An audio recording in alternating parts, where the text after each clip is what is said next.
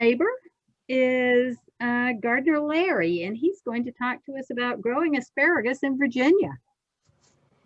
Afternoon. I'm going to talk to you very briefly about asparagus, but before I start, I would tell you that if you really want to do it, there are some really good websites. I didn't make a list of them, but if you just go into planting asparagus, it will give you all the how-tos on how to do it and a lot of detailed information. I'm going to talk to you for just a minute about making a choice as to whether you want to plant it or not, because it's a vegetable that it's a wonderfully flavored vegetable. Once you get your garden going, you can get returns coming for years, 10, 15 years before you have to replace it. There's a couple really good reasons to grow asparagus, but there are some limitations to it that you should probably understand. For one thing, asparagus it's a cool season crop. It likes to be dormant in the winter and a cold winter. It grows and produces these stalks in the spring, but it also likes cool summers. And unless you haven't gone outside in Virginia in July and August, you'd be very aware that we don't have those, which doesn't mean you can't grow it here. It means that your plants are going to get a little bit of stress from the heat. And if you're going to grow it, you want to make sure you take away the other things that might stress it, just to give it the best chance to be healthy. Another issue that you should consider if you're going to plant it is if you plant it, you have to be a patient person. If you, like me, are very impulsive and you want your rewards immediately, asparagus isn't going to make you the happiest person in the world, because while it will produce shoots the first year, if you are greedy and impatient and cut off the shoots, you kill the plant. You have to let it go for 2 to 3 years before you start cutting the shoots off to give it a chance to mature, develop a root system, etc. Another thing to think about is if you have a sore back, you might have a problem, because it takes a very deep bed, about 12 inches of good garden soil, for asparagus to really do best.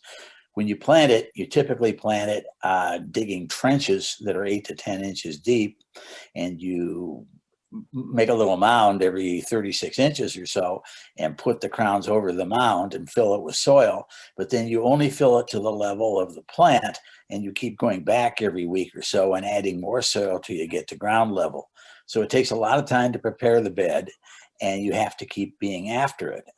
When I had planted asparagus, I was working in a job where I was traveling a lot, and it was one of the reasons I don't think my asparagus came out as well as I liked, because I just wasn't there all of the time that it needed when I originally put it in. I'd be gone for a week or 2 weeks, and I'd get back and do what I could. But you really need to be around for it. And the other thing to note is the 36 inches apart. One plant 36 inches apart means that if you don't have a fair amount of space, you're not going to get a whole lot of result. So if you've got a lot of space, it's fine. And then last, the good news about asparagus, as I kind of said before, is that once you've got it going, it produces a crop every year, and your job is maintenance. That you don't have to replant. You don't have to go through some of the things you do with a lot of other vegetables. You have to keep the soil good. You have to mulch it. Pest removal is important. So you have to get out there and make sure you're taking care of the whatever's going on with the little guys that like to chew on your plants. But it really does produce an excellent tasting vegetable. If you get a chance to get some fresh asparagus from yourself or another person, go out and get some asparagus from Safeway or Giant at the same time. Cook the two separately the same way and then taste them. And if you want to get blown away by the difference between vegetables that are cooked or grown at home and vegetables that have gone through 2 levels of distribution, starting with a farmer and then to a supermarket, you'll really see the difference when you do that. So if you have the ability to deal with these issues I mentioned, asparagus can be a really, really good thing to grow. Just make sure you've got the time, the space, and the patience to let it develop as it should. And in the short time I had, that's about as much as I would know to tell you. Obviously happy to take any questions if there are any. Question? I just wanted to say I lived in Germany back in the late 90s, and Germans don't eat green asparagus. They eat white asparagus. They wouldn't dream, they don't like to eat green asparagus. And I always found, I lived in Heidelberg, and to make the white asparagus, they covered, you go by the fields and there were rows and rows, and they actually covered the entire plant with dirt so that I guess the chlorophyll wouldn't turn it green. I'm sure they were different because they were sort of thicker or fatter, if I remember. But I always thought that was interesting. I used to be amazed, and that would be in like maybe May or something like that, that you'd see it. But I always thought that was interesting. Yeah, you can do that here. And it doesn't necessarily have to be a different kind of asparagus. If you wind up mulch your dirt around the spears so they don't get light, you're exactly right. They won't get chlorophyll and they'll be white. Some people think white asparagus is better. It's certainly a little more tender. Maybe not quite as much flavor, but it's considered a delicacy by a lot of people. But again, you're just adding to the work to do if you do that. And if you have the time and patience, great. Yeah, they only had it for like 6 weeks, and the German word for asparagus is Spargel, and so it's Spargel season, and it was Spargel season for like 6 weeks, and you would go into the restaurant and order 500 grams of it. You'd order it by the gram, and then you'd either get something, and then you have to order something with it, like potatoes or ham or schnitzel or something like that. But a lot of people just went and ordered the asparagus, but it was by the weight in the restaurant. I thought, yeah, and the season here is much shorter in Virginia because I guess it's because of the heat. But if you could get 3 weeks of production out of an asparagus bed here, you'd be doing pretty well.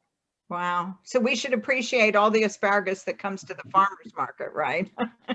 Yeah, that also would be better than I don't want to lampoon Safeway and Giant, but it would certainly be better there. Yeah. Larry, what kind of mulch do you use?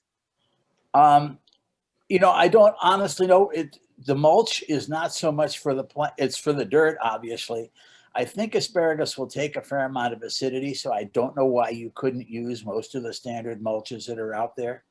I certainly would, I didn't mention it in the talk, I certainly would, if you're starting it, do a soil test and make sure you know what the acidity level of the soil is. And if you then are going to put a acidic based mulch on top of it, you may need to put a little lime down when you do it. And what kind of pests do you normally see? I mean, I've never grown asparagus. I mean, if you've got any 4-footed creatures that like vegetables, you can start with those. But there are asparagus beetles and a couple different things. I haven't done it, but what I've seen, what people told me to do is they take a bucket of soapy water out and they go out and they have to kneel down right by the plant and pluck them off. And that one way you can tell if they're there is they only eat one side of the plant. So the plant grows on one side and it doesn't grow where it's been eaten, and it makes it flop over. And that's one of the ways to tell that you've got a bug problem. Huh. Interesting. Any other